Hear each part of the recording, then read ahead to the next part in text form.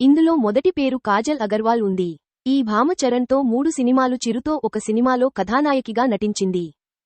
అలాగే కాజల్ జూనియర్ ఎన్టీఆర్ పక్కన 5 సినిమాల్లో నటించగా, కళ్యాణ్ రామ్తో 2 సినిమాలు, బాలయ్యతో ఒక సినిమాలో కథానాయకిగా చేసింది.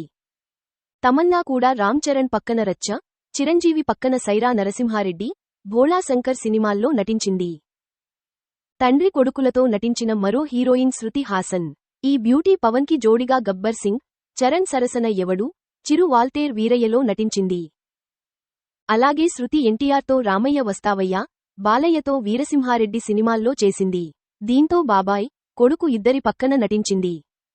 రకుల్ ప్రీతి సింగ్ కూడా ఇందులో ఉంది. ఈ వయ్యారి నాగ చైతన్య పక్కన రారండోయ్ వేడుక చూద్దాం, నాగార్జునతో మన్మధుడు 2లో హీరోయిన్గా చేసింది. నాగార్జున, లావణ్య త్రిపాఠి సోగ్గాడే చిన్ని నాయనతో కలిసి వచ్చారు. తర్వాత ఈమెతో కలిసి యుద్ధం శరణంలో నాగ చైతన్య నటించారు. అతిలోక సుందరి శ్రీదేవి ఏనార్ పక్కన చాలా సినిమాల్లో చేసింది.